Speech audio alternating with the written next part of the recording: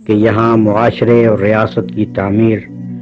دیانت اور انصاف کے ان اصولوں پر کی جائے جو اسلام نے ہم کو دیے ہیں۔ اس کے پیش نظر پاکستان کو ایک ایسی ریاست بنانا ہے جو خلافت راشدہ کے نمونے پر کام کرے،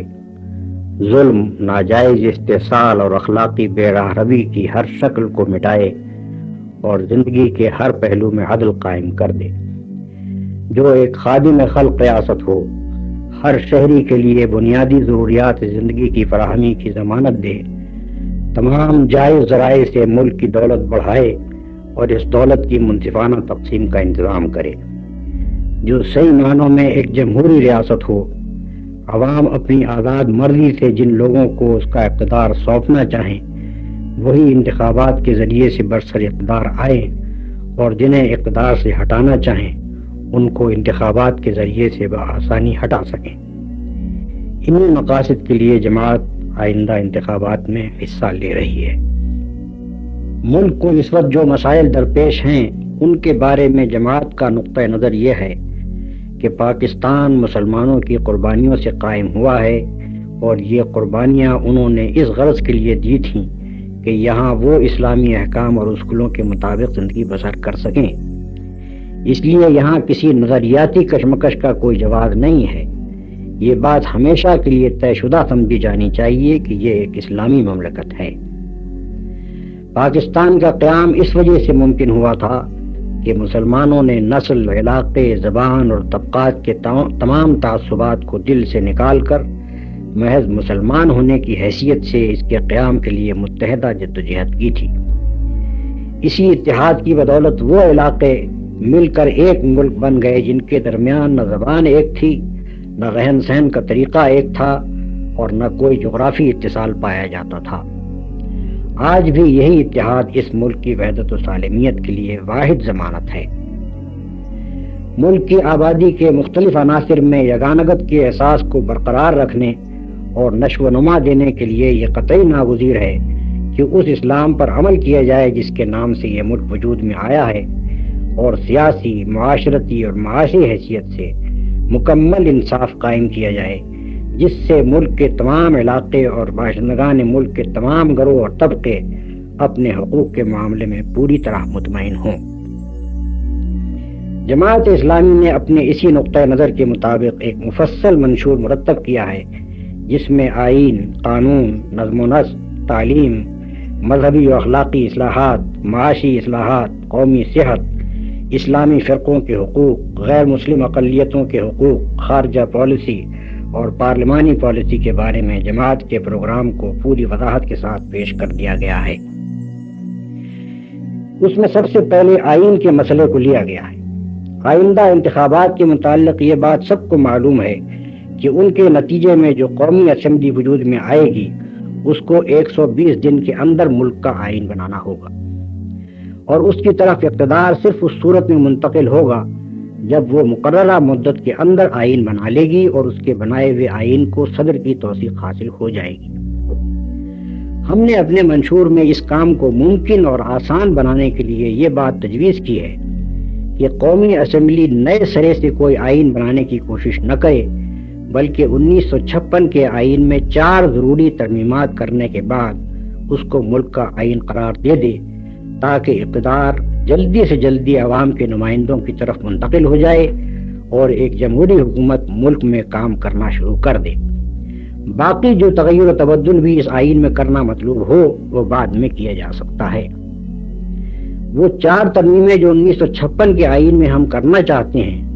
آبادی کی بنیاد پر نمائندگی، 1 یونٹ کی تنسیخ، مغربی پاکستان کے سرحدی علاقوں کو پاکستان میں پوری طرح ضم کر لینے، اور ملک کی سالمیت کو محفوظ رکھتے ہوئے صوبوں کو مکمل علاقائی خود مختاری دینے کے بارے میں ہیں۔ ہم یہ سمجھتے ہیں کہ ان ترمیموں کے بعد یہ آئین ملک کے موجودہ حالات کے مطابق ہو جائے گا اور اس پر جمہوری حکومت اپنے کام کا آغاز کر سکے گی۔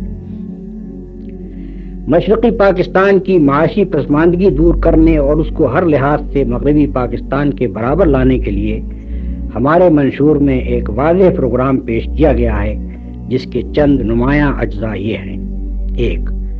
مشرقی پاکستان کے کمائے ہوئے زر مبادلے کو مرکزی مصارف میں اس کا حصہ رسدی وضع کرنے کے بعد پورا کا پورا مشرقی پاکستان ہی میں صرف کیا جائے، اور جب تک معاشی نامساوی رفع نہ ہو بیرونی قرضوں اور غیر ملکی امداد کی تقسیم میں اس کو ترجیح دی جائے گی۔ 2، کرنسی، زر مبادلہ، مرکزی بینکاری اور بیرونی تجارت وغیرہ امور کے انتظام کے لیے ایک بورڈ قائم کیا جائے گا جس میں مشرقی اور مغربی پاکستان کے ارکان کی تعداد مساوی ہوگی، اور ان کا انتخاب قومی اسمبلی کے ہر علاقے کے ارکان علیحدہ علیحدہ کریں گے۔ 3، مشرقی پاکستان میں سرمایہ کی تشکیل اور سرمایہ کاری کی ہر طرح حوصلہ افزائی کی جائے گی۔ 4، مشرقی پاکستان کے جتنے ڈپازٹ اور پریمیم بینکوں اور انشورنس کمپنیوں کو وصول ہوں گے وہ پوری طرح وہیں استعمال کیے جائیں گے۔ 5، ملک کے وسائل کو اس طرح تقسیم کیا جائے گا کہ دونوں بازوؤں میں فیکس آمدنی مساوی ہو جائے۔ 6، مرکزی ملازمتوں میں آئندہ تقررات آبادی کے تناسب سے کیے جائیں گے۔ 7، مشرقی پاکستان کو دفاع کے معاملے میں ہر لحاظ سے خود کفیل بنایا جائے گا، اور اس پر عمل درآمد کے لیے ایک ڈیفنس کونسل قائم کی جائے گی جس میں مشرقی اور مغربی پاکستان کے ارکان کی تعداد مساوی ہوگی۔ 8، بحریہ کا ہیڈ کوارٹر مشرقی پاکستان منتقل کر دیا جائے گا، اور فوج اور فضائیہ کے ڈپٹی کمانڈر ان چیف مستقل طور پر مشرقی پاکستان میں متعین کیے جائیں گے۔ 9، مشرقی پاکستان میں سیلابوں کی روک تھام، گنگا اور تیستا دریاؤں پر بیراجوں کی تعمیر، برہم پترا بیراج اور پل کے منصوبے اور آب پاشی کے منصوبوں کو عمل میں لانے کے لیے خصوصی انتظامات کیے جائیں گے۔ اس کے بعد ہم نے اپنے منشور میں ملک کے قانونی نظام کی اصلاح کے لیے بہت سی تجاویز پیش کی ہیں، جن میں خاص طور پر 4 چیزوں کو اہمیت دی گئی ہے۔ 1، اسلام کے ان تمام احکام کو قانونی حیثیت دینا جو ایک اسلامی مملکت میں رائج ہونے چاہیے، اور خاص طور پر ان اخلاقی برائیوں کو ممنوع قرار دینا جنہیں اسلام از روئے قانون روکنا چاہتا ہے۔ 2، عورتوں کو شریعت کے عطا کردہ حقوق دلوانے کے لیے قوانین بنانا۔ 3، شخصی آزادی اور اظہار رائے کی آزادی پر ناروا پابندیوں کو ختم کرنا۔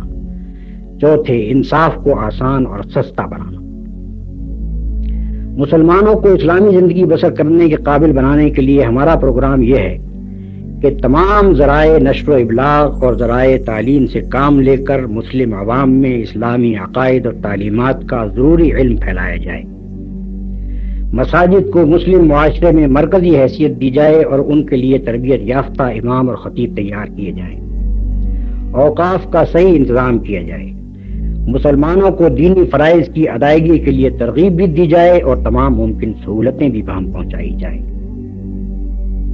اس کے ساتھ ساتھ ہم نے بحیثیت مجموعی ملک کی اخلاقی اصلاح کے لیے بڑے پیمانے پر کام کرنے کا فیصلہ کیا ہے تاکہ معاشرے کو برائیوں سے پاک کیا جائے، ان اسباب کو رفع کیا جائے جن سے جرائم اور بد اخلاقیوں کو فروغ نصیب ہوتا ہے، اور عوام میں اتنا اخلاقی شعور پیدا کیا جائے کہ وہ شہریوں کی حیثیت سے خود اپنے فرائض اور ذمہ داریوں کو محسوس کرنے لگیں۔ معاشرے کی تعمیر میں ہم تعلیم کو بنیادی اہمیت دیتے ہیں، اور اس کی اصلاح کے لیے ہم نے ایک مفصل پروگرام بنایا ہے جس کی نمایاں خصوصیات یہ ہیں۔ ملک میں اس وقت جو کئی تعلیمی نظام رائج ہیں اور ان کو بتدریج ختم کر کے ایک ہی نظام رائج کیا جائے گا جس میں تعلیم صرف علوم و فنون پڑھانے تک محدود نہ ہوگی بلکہ ہر شعبے میں لازمی طور پر اخلاقی تربیت بھی شامل ہوگی، تاکہ معاشرے اور ریاست کے لیے خدا ترس اور فرد شناس کارکن تیار ہو سکے۔ کم سے کم مدت میں ملک سے ناخواندگی کو دور کرنے کی کوشش کی جائے گی۔ ابتدائی تعلیم لازمی اور مفت اور ثانوی تعلیم مفت کر دی جائے گی، اور تعلیم کو سستا کیا جائے گا تاکہ کوئی باصلاحیت نوجوان اعلیٰ تعلیم حاصل کرنے سے محروم نہ رہ جائے۔ استادوں کے لیے معقول معاوضے بہتر شرائط کے ساتھ مقرر کیے جائیں گے، ان کی تربیت کے لیے بہتر انتظامات کیے جائیں گے تاکہ وہ نہ صرف اچھے معلم ہوں بلکہ شاگردوں کے لیے اخلاق کا بھی اچھا نمونہ بن سکیں، اور ان کے تقرر میں صرف ان کی علمی اسنادی کا لحاظ نہیں کیا جائے گا بلکہ یہ بھی دیکھا جائے گا کہ وہ اپنے افکار اور سیرت و کردار کے لحاظ سے ہماری نئی نسلوں کو تعلیم دینے کے اہل ہیں۔ تعلیمی اداروں میں آزاد فضا پیدا کی جائے گی اور یونیورسٹیوں کو قومی تعلیمی پالیسی کے حدود کے اندر پوری طرح خود مختارانہ حیثیت دی جائے گی۔ قومی زبانوں کو ذریعہ تعلیم بنایا جائے گا اور عربی زبان ایک لازمی مضمون کی حیثیت سے پڑھائی جائے گی۔ تعلیمی اداروں میں فوجی تربیت کا انتظام کیا جائے گا تاکہ نوجوان ملک کے دفاع کے لیے تیار ہو سکیں۔ ہمارے منشور میں نظم و نسق کی اصلاح کو بھی خاص اہمیت دی گئی ہے، کیونکہ ملک کی حالت کو بہتر بنانے کے لیے کوئی اچھے سے اچھا پروگرام بھی کامیاب نہیں ہو سکتا جب تک اس کو چلانے کے لیے ایک دیانتدار، فرض شناس اور عمدہ اہلیت رکھنے والی انتظامیہ موجود نہ ہو۔ اس مقصد کے لیے جو تدابیر ہم نے تجویز کی ہیں ان میں سے چند نمایاں تدبیریں یہ ہیں۔ کوئی سرکاری ملازم جو اپنی جائز مالی حیثیت سے زیادہ بلند معیار زندگی اختیار کرے یا جائیداد پیدا کرے، اس کا بلا تاخیر محاسبہ کیا جائے۔ ایک ایسا اعلیٰ اختیارات رکھنے والا محکمہ قائم کیا جائے جو سرکاری افسروں کے ظلم اور اختیارات کے بے جا استعمال کی شکایات سنے اور ان کے فوری تدارک کا اہتمام کرے۔ جن اداروں میں سرکاری ملازمتوں کے لیے کارکنوں کی تربیت کی جاتی ہے ان میں اخلاقی و دینی تربیت لازمی طور پر شامل کی جائے تاکہ اہلیت کے ساتھ ساتھ حکومت کے افسروں میں دیانتداری اور فرض شناسی بھی پیدا ہو۔ نظم و نسق پر کسی ایک سروس کی اجارہ داری قائم نہ رہنے دی جائے اور حکومت کے مخصوص فنی شعبوں کی سربراہی پر انہی شعبوں سے تعلق رکھنے والے لوگوں کو مقرر کیا جائے۔ اب میں آپ کو بتاؤں گا کہ جماعت اسلامی نے ملک کے معاشی نظام کی اصلاح کے لیے کیا پروگرام پیش کیا ہے۔ ہمارا یہ پروگرام 4 بڑے بڑے عنوانات پر مشتمل ہے: زراعت، صنعت و تجارت، مزدوروں اور کم تنخواہ پانے والے ملازموں کے حقوق اور عام معاشی اصلاح۔ زراعت کے معاملے میں جو اہم اصلاح ہم نے تجویز کی ہے وہ یہ ہے کہ جہاں تک جاگیرداریوں کا تعلق ہے، خواہ وہ نئی ہوں یا پرانی، ان کو قطعی ختم کر دیا جائے، اور جہاں تک ان زرعی املاک کا تعلق ہے جو پہلے سے لوگوں کی ملکیت میں چلی آ رہی ہیں، وہ اگر ایک خاص حد سے زائد ہوں تو زائد حصے کو منصفانہ شرح پر خرید لیا جائے۔ یہ حد مغربی پاکستان کے زرخیز علاقوں میں 100 اور 200 ایکڑ کے درمیان اور مشرقی پاکستان میں 100 بیگھہ ہوگی۔ کم پیداواری صلاحیت کی زمینوں کے لیے اسی معیار کے لحاظ سے مختلف حدیں مقرر کی جائیں گی۔ اس طریقے سے جو زمینیں حاصل ہوں گی انہیں غیر مالک کاشتکاروں اور اقتصادی حد سے کم زمین کے مالکوں کے ہاتھ آسان اقساط پر فروخت کر دیا جائے گا، اور یہی طریقہ سرکاری املاک اور نئے بیراجوں کے ذریعے سے قابل کاشت ہونے والی زمینوں کے معاملے میں بھی اختیار کیا جائے گا۔ ہر ممکن کوشش کی جائے گی کہ زیادہ سے زیادہ کسانوں کو گزارے کے قابل زمین حاصل ہو جائے۔ پچھلی ناہمواریوں کو دور کرنے کے بعد ہم کلیتاً شرعی قوانین پر یہ اعتماد کریں گے کہ ان کے نفاذ کی وجہ سے آئندہ کوئی زمینداری ناجائز یا مشتبہ طریقوں سے پیدا نہ ہو سکے گی۔ اسی طرح جب بٹائی اور ٹھیکے کے بارے میں شرعی احکام کی سختی کے ساتھ پابندی کرائی جائے گی اور تمام ناجائز طریقوں کو بند کر دیا جائے گا تو کوئی زمینداری ظلم کی شکل اختیار نہ کر سکے گی۔ مغربی پاکستان میں گزارا یونٹ تک اور مشرقی پاکستان میں 10 ایکڑ تک اراضی کے مالکوں کو مال گزاری سے مستثنیٰ کر دیا جائے گا۔ ہمارے نزدیک یہ انصاف نہیں ہے کہ انکم ٹیکس کے معاملے میں تو ایک حد مقرر کی جائے جس سے کم آمدنی رکھنے والے پر کوئی ٹیکس عائد نہ ہو، مگر زمین کے متعلق کوئی حد نہ رکھی جائے اور گزارے سے کم زمین رکھنے والوں پر بھی ٹیکس لگا دیا جائے۔ مال گزاری کی تشخیص کے معاملے میں بھی ہم انکم ٹیکس کا یہ اصول نافذ کرنا چاہتے ہیں کہ کم آمدنی رکھنے والوں پر نسبتاً کم اور زیادہ آمدنی والوں پر نسبتاً زیادہ مالیہ عائد کیا جائے۔ اس امر کا پورا انتظام کیا جائے گا کہ کاشتکاروں کو ان کی پیدا کردہ اجناس کی معقول قیمت ملے اور ان کے حصے کا فائدہ بیچ کے لوگ نہ لے اڑیں۔ خصوصاً پٹسن، کپاس، تمباکو، گنے اور دوسری تجارتی فصلوں کے معاملے میں ہر بیجا استحصال کا سدباب کیا جائے گا۔ دیہی علاقوں میں ایسی صنعتوں کو رواج دینے کی کوشش کی جائے گی جن سے بے روزگاری بھی دور ہو اور زراعت پیشہ آبادی کی آمدنی میں بھی اضافہ ہو سکے۔ صنعت و تجارت کے معاملے میں دولت کا جو بے تحاشا ارتکاز ہوا ہے اس کو توڑنے اور مرتکب شدہ دولت کو پھیلانے اور آئندہ ارتکاز کو روکنے کے لیے ہم نے اپنے پروگرام میں 12 تجاویز پیش کی ہیں جن پر عمل کرنے سے ہماری معاشی زندگی اس بیماری سے پوری طرح نجات حاصل کر سکتی ہے۔ ان میں سے چند اہم تجاویز یہ ہیں: سود، سٹہ، جوا اور دولت حاصل کرنے کے ان تمام طریقوں کو قانوناً ممنوع قرار دے دیا جائے جن کو شریعت نے حرام کیا ہے۔ بینکنگ اور انشورنس کے پورے نظام کو اسلامی اصولوں کے مطابق تبدیل کیا جائے۔ ناجائز اور حرام طریقوں سے جو دولت چند ہاتھوں میں سمٹ گئی ہے اس کا سختی کے ساتھ محاسبہ کیا جائے اور اسے واپس لینے کے لیے مناسب قانونی اور انتظامی تدابیر اختیار کی جائے۔ کمپنیوں کی ملکیت میں ایک شخص یا خاندان کے لیے زیادہ سے زیادہ حصوں کی ایک حد مقرر کر دی جائے اور اس سے زائد حصص کو عام فروخت کے لیے کھول دیا جائے۔ مینیجنگ ایجنسی کا طریقہ بند کر دیا جائے۔ بینکوں، انشورنس کمپنیوں، بازار حصص اور سرکاری مالیاتی اداروں پر سے سرمایہ داروں کا تسلط ختم کر دیا جائے۔ اجارے داریوں اور کاروباری جتھہ بندیوں کو توڑا جائے۔ قرض دینے کی پالیسی تبدیل کی جائے تاکہ چھوٹے اور نئے سرمایہ کاروں کو بھی قرض مل سکیں۔ بونس اسکیم پر نظر ثانی کی جائے۔ صنعتوں اور درآمدی اور برآمدی تجارت کے لیے لائسنسوں کے اجرا کا طریقہ بھی بدلا جائے اور اس امر کا انتظام کیا جائے کہ صنعت کار اور بڑے تاجر ایک معقول حد سے زائد منافع نہ کما سکیں۔ ہم قومی ملکیت کے نظام کو بطور اصول اختیار کرنا صحیح نہیں سمجھتے، البتہ جن صنعتوں کو حکومت کے انتظام میں قائم کرنا یا چلانا فی الواقع ضروری ہو ان کے بارے میں عوام کی نمائندہ اسمبلی اس طریقے پر عمل کرنے کا فیصلہ کر سکتی ہے،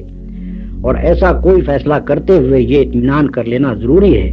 کہ ان صنعتوں کا انتظام بیوروکریسی کی معروف خرابیوں کا شکار نہ ہونے پائے۔ مزدوروں اور کم تنخواہ پانے والے ملازموں کے حقوق ہمارے منشور کے ایک مستقل باب میں واضح طور پر بیان کیے گئے ہیں۔ ہمارے ملک میں معاوضوں کا فرق اس وقت 1 اور 100 سے بھی زیادہ ہے۔ اسے گھٹا کر ہم 1 اور 20 پر، پھر بتدریج کم کر کے 1 اور 10 کی نسبت پر لانا چاہتے ہیں۔ کم سے کم معاوضہ ہمارے نزدیک موجودہ مصارف زندگی کے لحاظ سے 150 اور 200 کے درمیان ہونا چاہیے، اور قیمتوں کے اتار چڑھاؤ کو ملحوظ رکھتے ہوئے اس پر وقتاً فوقتاً نظر ثانی ہوتی رہنی چاہیے۔ کم تنخواہ پانے والے ملازموں کو مکان، علاج اور بچوں کی تعلیم کے لیے مناسب سہولتیں ملنی چاہیے، اور مزدوروں کو نقد بونس کے علاوہ بونس شیئرز کے ذریعے سے صنعتوں کی ملکیت میں حصے دار بھی بنایا جانا چاہیے۔ ان بڑی بڑی تجاویز کے علاوہ ہمارے منشور میں بہت سی دوسری تجاویز بھی شامل کی گئی ہیں جن میں یہ مقصد بنیادی طور پر پیش نظر رکھا گیا ہے کہ ہماری معیشت میں صنعت کار اور محنت کار کے درمیان طبقاتی نزاع برپا ہونے کے امکانات باقی نہ رہیں اور اس کی جگہ انصاف کے اصولوں پر تعاون کا خوشگوار تعلق قائم ہو۔ ملک کی عام معاشی حالت کو درست کرنے کے لیے زکوٰۃ کی تنظیم کو ہم نے اپنے پروگرام میں سب سے مقدم رکھا ہے، جس کے ذریعے سے یہ اہتمام کیا جائے گا کہ پورے ملک میں کوئی شخص اپنی زندگی کی بنیادی ضروریات سے محروم نہ رہنے پائے۔ اس فن میں نہ صرف جمع شدہ رقوم، تجارتی اموال، زرعی پیداوار اور مویشیوں وغیرہ پر فرض زکوٰۃ وصول کی جائے گی، بلکہ عام خیراتی رقوم اور فی سبیل اللہ اعانتیں بھی جمع کی جائیں گی، اور ان سے بوڑھوں، اپاہجوں، معذوروں اور یتیم و غریب بچوں کی کفالت کی جائے گی۔ بے روزگاروں کو روزگار ملنے تک وظائف دیے جائیں گے، غریبوں کا علاج کیا جائے گا، ضرورت مند اور مستحق لوگوں کو قرض حسن دیا جائے گا، اور ایسے لوگوں کی مدد کی جائے گی جو تھوڑے سے سرمایہ سے اپنے پاؤں پر کھڑے ہو سکتے ہوں۔ اس کے علاوہ ہمارے منشور میں یہ بھی تجویز کیا گیا ہے کہ بالواسطہ ٹیکسوں کو کم اور بلا واسطہ ٹیکسوں کو بڑھایا جائے تاکہ عوام پر سے ٹیکس کا بار کم ہو سکے۔ بیرونی قرضوں اور بیرونی سرمایہ پر ملک کے انحصار کو ختم کرنے اور سابق قرضوں سے نجات پانے کی ہر ممکن کوشش کی جائے گی۔ سرکاری خزانے کا مال بیجا مصارف پر صرف کرنے کا سدباب کیا جائے گا، اور رفاع عام کے کاموں اور ان تجارتی کاموں سے جو حکومت کے انتظام میں چل رہے ہیں بیجا نفع اندوزی کو روک دیا جائے گا۔ قومی صحت کے لیے ہمارا پروگرام 8 تجاویز پر مشتمل ہے، جن میں سستی قیمت پر دواؤں کی فراہمی، علاج کے مصارف میں تخفیف، شفاخانوں اور دایا گھروں کی توسیع، وبائی اور متعدی امراض کی روک تھام، شفاخانوں کے عملے کی اخلاقی اصلاح، غذا اور دواؤں میں آمیزش کا سدباب، اور وسیع پیمانے پر حفظ صحت کے انتظامات شامل ہیں۔ اس میں یہ بھی تجویز کیا گیا ہے کہ ملک میں علاج کی سہولتوں کو عام کرنے کے لیے یونانی طب اور ہومیوپیتھی کے شفاخانے بھی سرکاری طور پر قائم کیے جائیں۔ ہم نے اپنے منشور میں اسلامی فرقوں کو اس بات کی ضمانت دی ہے کہ انہیں حدود قانون کے اندر پوری مذہبی آزادی حاصل ہوگی،